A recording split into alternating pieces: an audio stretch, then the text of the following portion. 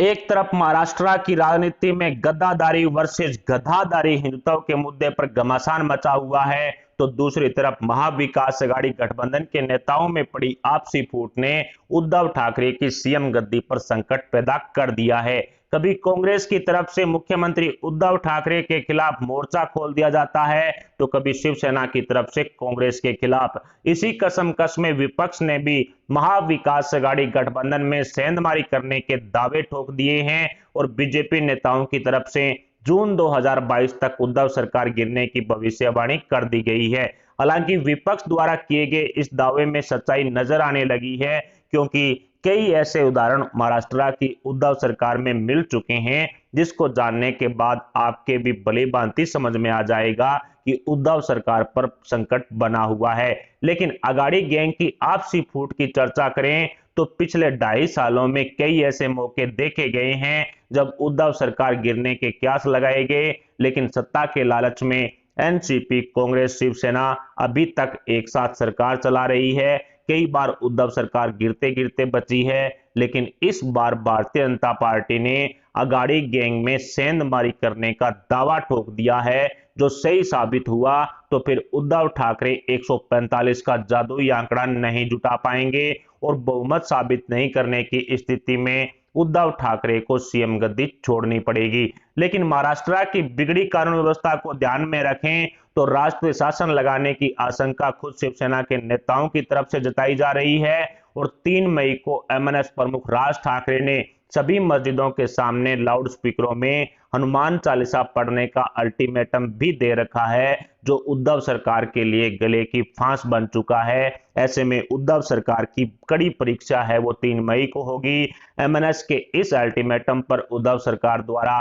किस तरह का फैसला लिया जाएगा, इसी कानून व्यवस्था पर निर्भर करता है कि राष्ट्रीय शासन लगेगा या नहीं। हालांकि विपक्ष के नेताओं पर शिवसेना के गुंडों द्वारा हो रहे जानलेवा हमलों की शिकायत लेकर बीजेपी नेताओं ने केंद्रीय गृह मंत्रालय और महाराष्ट्र के राज्यपाल भगत सिंह कोश्यारी को शिकायत भी की है। लेकिन महाराष्ट्र में उद्धव सरकार की दरिद्र कानून व्यवस्था पर खुद शिवसेना के नेताओं को ही भरोसा नहीं है और यही कारण रहा कि शिवसेना के बॉम्बू संजय राउत ने मोदी सरकार द्वारा महाराष्ट्र में राष्ट्रीय शासन लगाने की भविष्यवाणी कर दी गई है। खुद शिवसेना के नेताओं की तरफ से कहा जा रहा है कि मोदी सरकार महाराष्ट्र में राष्ट्रीय शासन लगाने की फिराक में है, लेकिन महाविकास अघाड़ी गठबंधन में बीजेपी नेताओं द्वारा 25 से ज्यादा विधायकों में उद्धव सरकार के खिलाफ रोष व्याप्त होने का जो दावा किया गया है, उससे शिवसेना में हड़कंप मचा हुआ है। नारायण राणे बीजेपी के एक वरिष्ठ नेता भी हैं, केंद्रीय मंत्री भी हैं।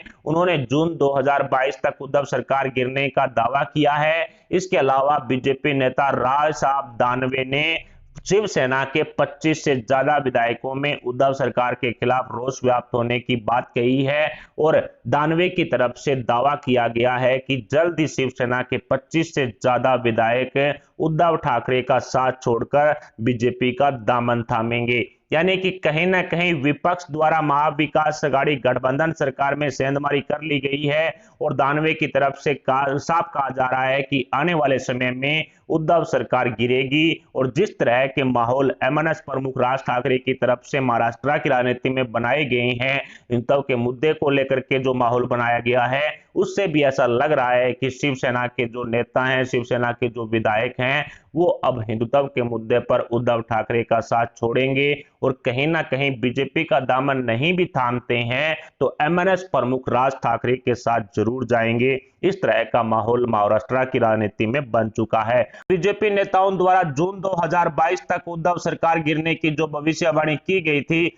उसकी आधारशिला रखने के कई कारणों का खुलासा हो चुका है। कहते हैं कि राजनीति में अगर दूरदर्शिता ना हो तो सत्ता और पार्टी की पारी लंबी नहीं चलती। महाराष्ट्र की राजनीति में यह बात शिवसेना प्रमुख उद्धव ठाकरे पर पूर्णतः लागू होती है, लेकिन उद्धव सरकार गिरने के हुए खुलासे के अनुसार भारतीय जनता पार्टी ने शिवसेना को अपने जाल में फंसा लिया है और महाराष्ट्र नवनिर्माण सेना प्रमुख राज ठाकरे के साथ बीजेपी ने गठबंधन कर शिवसेना के होश उड़ा दिए हैं। बीजेपी नेता नारायण राणे द्वारा जून 2022 तक उद्धव सरकार गिरने की भविष्यवाणी इसलिए की गई थी क्योंकि बीजेपी और एमएनएस के बीच में हुए गठबंधन का आधिकारिक तौर पर ऐलान 14 जून को होने जा रहा है और हिंदुत्व के मुद्दे पर घिरी शिवसेना को रिप्लेस करने का काम भारतीय जनता पार्टी करने जा रही है। लेकिन महाविकास अघाड़ी गठबंधन में मचे बवाल ने उद्धव ठाकरे की नींद उड़ाकर रख दी है, क्योंकि शिवसेना प्रमुख उद्धव ठाकरे की सीएम गद्दी पर भी संकट के बादल मंडरा रहे हैं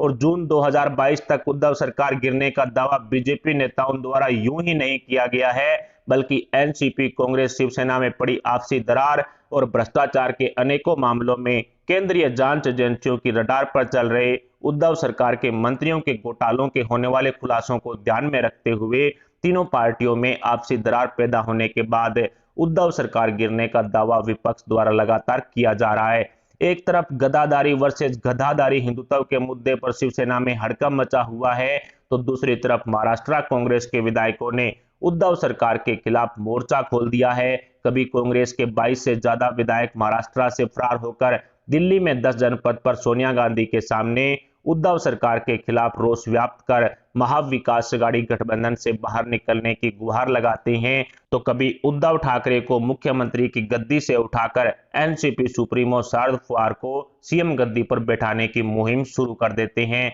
तो कभी विपक्ष द्वारा शिवसेना के 25 से ज्यादा विधायकों में उद्धव ठाकरे के खिलाफ रोष व्याप्त होने का दावा ठोक दिया जाता है, जो निकट भविष्य में शिवसेना छोड़ भारतीय जनता पार्टी का दामन थाम सकते हैं। तो कभी महाराष्ट्र में बिगड़ी कानून व्यवस्था को देखते हुए खुद शिवसेना के नेता संजय राउत द्वारा राष्ट्रीय शासन लगने की आशंका जता दी जाती है, तो कभी बीजेपी के नेताओं पर शिवसेना के गुंडों द्वारा किए गए हमले की शिकायत लेकर विपक्षी नेता केंद्रीय गृह मंत्रालय और महाराष्ट्र के राज्यपाल भगत सिंह कोश्यारी की शरण में पहुंच जाते हैं। ऐसे में कहा जा सकता है कि महाराष्ट्र की राजनीति में कुछ भी ठीक नहीं चल रहा और एनसीपी, कांग्रेस, शिवसेना के महाविकास अघाड़ी गठबंधन पर लगातार संकट के बादल मंडरा रहे हैं, जो किसी भी वक्त विकराल रूप धारण कर सकता है। इसके अलावा loud speaker versus Hanuman Chalisa के मुद्दे पर मचे बवाल का क्लाइमेक्स 3 मई को देखने को मिलेगा, जिसमें एमएनएस प्रमुख राज ठाकरे मस्जिदों से लाउड स्पीकर नहीं हटाने के बाद